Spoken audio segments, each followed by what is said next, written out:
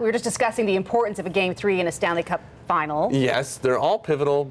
Besides game 1. Yeah. Game 1 sets the pace, though. Exactly. For the series. And if they split the first 2 games, then I guess game 3 is pivotal as well. But yeah, we knew from the get-go that the Bruins and Blackhawks would deliver a cup final to remember. And I think we can all agree that through the first 2 games, they've definitely lived up to the hype. Tonight, things shifted to Boston for game 3, a place where the Bruins haven't lost since game 5 of the first round. Marian Hossa was a late scratch for the Hawks. All right, gang's all here. Boy, the Canucks.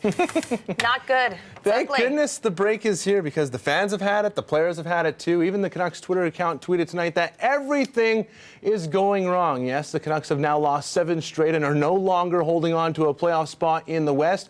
And you better believe the Canucks are welcoming this Olympic break with open arms as a chance to get healthy and push the reset button. Kelcey's here with sports. I got to say, this year I'm actually excited about the Super Bowl because Seattle feels like a local team. And I think I'm actually going to watch for the first time ever just because of the Seahawks. Hawk Nation has no borders, especially in the Pacific Northwest. And really now they're just counting down the hours in the city that never sleeps. No doubt a restless night for some on both sides. Now there are a ton of storylines heading into Super Bowl 48. One of the bigger ones is at quarterback. Did you know Peyton Manning is 12 years and 250 days older than Russell Wilson? That is the largest age difference in Super Bowl history between quarterbacks. Amid the stifling Texas heat, the Toronto Blue Jays continue to coolly collect wins. And this afternoon, they completed their first ever 4-game road sweep of the Texas Rangers. And don't look now, but the Toronto Blue Jays are the hottest team in the American League. Man on for JP Aronzibia in the second. He takes Derek Holland deep to left. 2-0 Jays.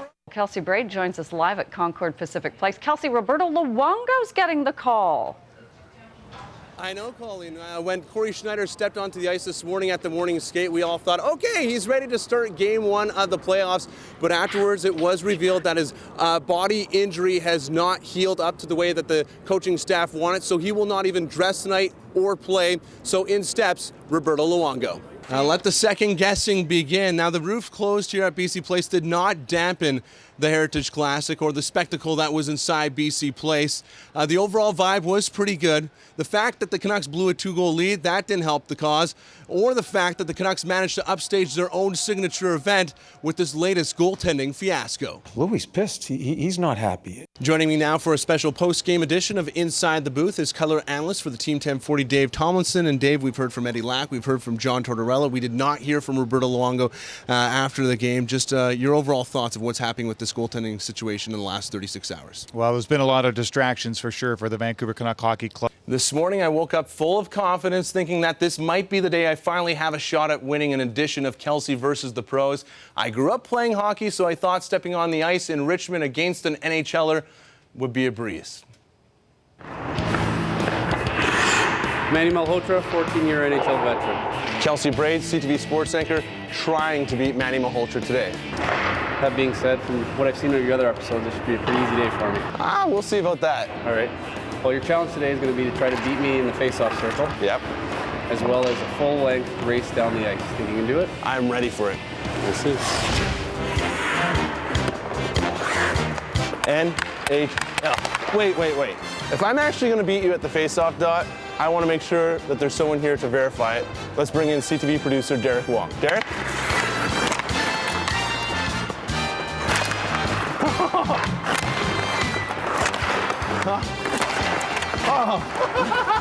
Not only did he beat me, he also broke my stick. All right, next challenge. So here on the end line, a little twist on a classic. We're going to go down to the other end. Yeah. You got to do 3 up-downs between the blue lines. They're going to kill me. All right, man, Kelcey, go. Oh, no, I'm already in trouble. Oh, no. Oh, whoa. That was a horrible display. You kicked my butt. Yeah, I did. You know what, though? You weren't that great a face-off, man. No. And your speed is a little bit lacking. But to be honest with you, I got to give you respect for just coming out and trying. All right, well, we'll see how you do tonight. Are you ready for your challenge? I'm ready. Forced to face the harsh truth. Yes, I am not a good face-off man, but do you think you're a good anchor man? I don't know. I'll let you be the judge of that. All right, take it away, Manny. All right. Well, as a longtime NHLer, I know just how hard it is to score a hat trick against world-class goalies. He takes the shot, loose, scores! Patrick Marleau! With the Canucks season done and the start of the line still more than a month away, the Whitecaps are now the only game in town. Has a rip! Scores! Russell Teibert! Saturday's win over the LA Galaxy made sports fans in the city stop and take notice.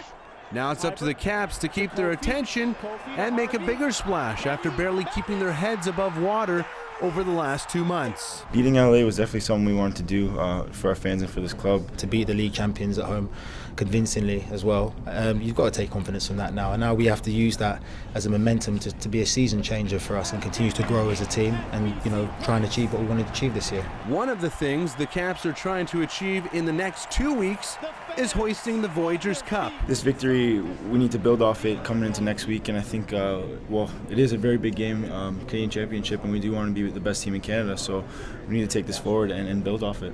Sandwiched between their home and home against Montreal is a league match next weekend at BC Place against their Cascadia rivals from Portland. And the Caps are fully aware of what home field advantage can do for their team. Every time we play here, we get a lot of energy from them. I think they give us confidence, and I think you know, it's definitely a home field advantage having them behind us. Russell Teibert. Not lost in the Caps' first ever win over the Galaxy was the emergence of Russell Teibert. Can you believe it? Caps fans were given a glimpse into the future as the young Canadian scored his first 2 professional goals. I was overwhelmed to score the first goal, and then the second one came, and you know, it's the feeling's extraordinary. Really pleased for Russell and for Darren. They're both working very hard, as are all of our players, and you know, especially the young players. I think we've got so many young, talented players. There's other young ones coming through that people don't even know about yet, and the future of the club is so bright. And if all goes according to plan for Martin Rennie in the coming weeks, the Caps' future will be even brighter. Tough catch behind the back goal. The Stealth of the Lower Mainland's newest pro franchise getting set for Saturday's home opener, where the path to get here is full of unique stories. So right now we're going to start. Everyone eyes on me, please. Logan Schuss is used to being the center of attention in the lacrosse box, whether it's playing or volunteering as a coach at the Delta Lacrosse Academy. You know, this is the school that I went to, and it's you know, just a lacrosse place for kids. Instead of taking PE, they're doing lacrosse, and so it's just working on their skills. Logan, yeah, he's a lot of help. Like, helps out the program a few times now. He's been out here quite a bit. Just, you know, a lot of people listen to him because he's been through it all, everything, and everyone just looks up to him. They look up to him because of what he's achieved playing the game that he loves. This is the lacrosse box in Ladner, where Logan spent countless days as a child practicing and dreaming of one day playing pro lacrosse. But in order to do that, he first had to go outside the box. His Schuss fires and rips home another one. We'll get back to that in a moment, but Logan Schuss continues to pile up the points. Went down to Ohio State, still currently going to school there for my 5th year doing my student teaching. There's no box lacrosse really in the States. It's a growing sport. You only really see the field lacrosse game, so kind of going down there as a box lacrosse player, a lot of the teams don't really know the different skills a box player possesses. Those box skills quickly put Ohio State, a school best known for its football and basketball, on the field lacrosse map. It's just kind of like Ladner said, growing pretty big for the lacrosse community. Us making it to the final, the Elite 8 last year for Ohio State was pretty big for the Ohio community. And big for Logan's draft stock, as the Buckeyes' all-time leading scorer was drafted first overall in last summer's draft. I wasn't able to go to the actual draft because I had class that night, so I was able to hurry home with some of my friends and watch the draft online and see my name pop up and a couple pictures of me. You know, was pretty crazy. And Saturday, the league's newest star will be playing at home. Logan Schuss, his first professional goal. But as a member of the opposition. Yeah, it's a really exciting day for me to kind of come back hometown, and be able to play against a professional team here in Vancouver, and be a lot of Minnesota Swarm fans there for the game just because there's a hometown player playing. Kelcey Brade, CTV Sports.